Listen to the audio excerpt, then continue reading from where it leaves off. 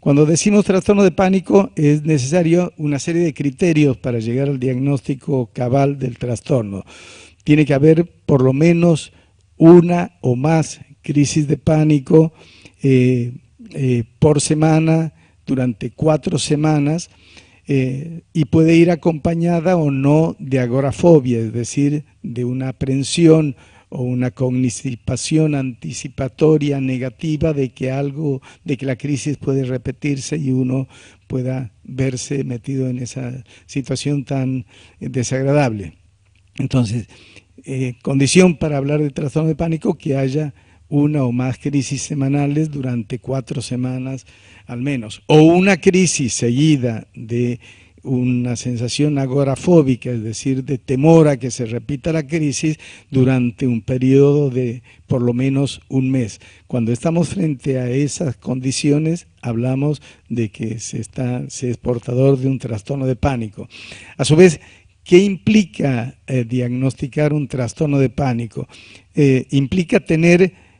al menos 4 de los siguientes 13 síntomas. Tener una dificultad respiratoria o ahogo, tener un mareos, inestabilidades o desvanecimientos, significa tener palpitaciones o taquicardia, significa tener temblor o agitación, una sudoración, atragantamientos, náuseas o molestias intestinales, síntomas o una sensación de despersonalización o de desrealización o de desrealidad, de tener un desconcierto frente a la realidad, tener entumecimientos o parestesias, sofocos o escalofríos, dolor o molestias en el tórax, temor a volverse loco o miedo a morir. Bueno, cuando alguno de estas 13 condiciones, no menos de 4 de estas condiciones se reúnen, entonces decimos que estamos frente a un ataque de pánico. Y entonces el trastorno de pánico es cuando este ataque de pánico se repite por más de 4 semanas, y ahí se tiene un ataque y se queda con ese temor a que la situación se repita. A eso se llama agorafobia, y esto es lo que de algún modo pasa a ser un problema de gran importancia para la medicina contemporánea. Generalmente el trastorno se da en personas entre los 20 y los 29 años,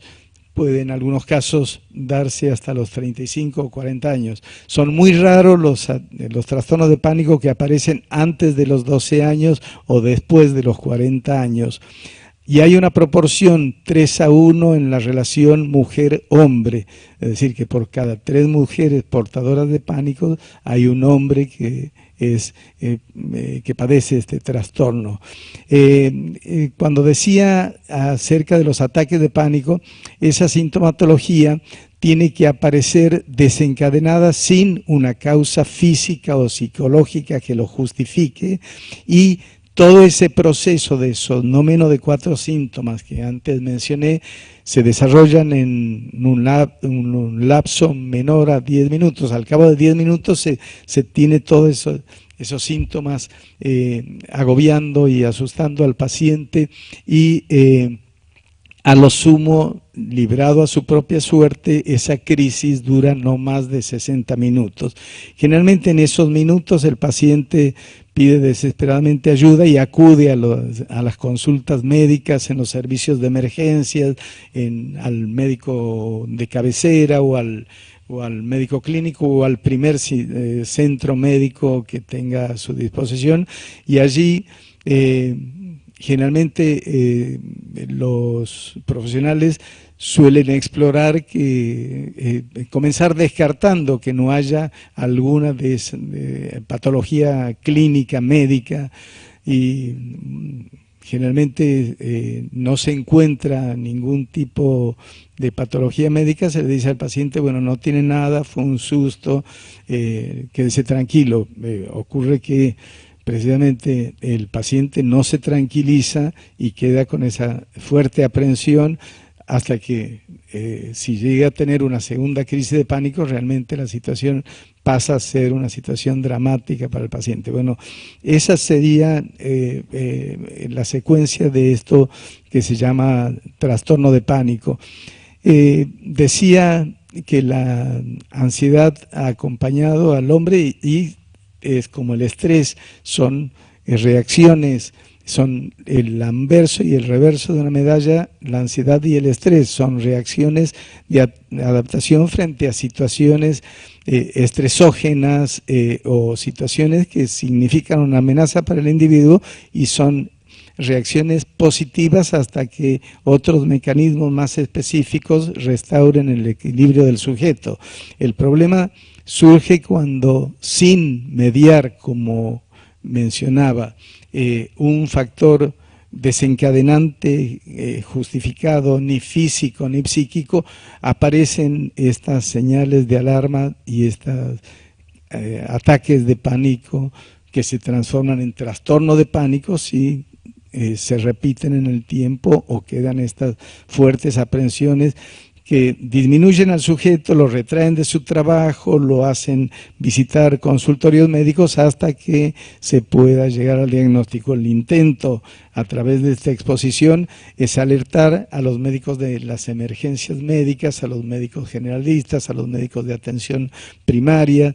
que esta patología es una patología que se da entre el 2 a 3% de la población general y en esas edades de entre 20 y 35 años y que allí cuando esto ocurre hay que pensar en los diferentes recursos terapéuticos de que hoy disponemos una vez hecho el diagnóstico, que un médico clínico medianamente informado de estos temas puede llegar a hacerlo o hacer tras la consulta, la interconsulta con el psiquiatra.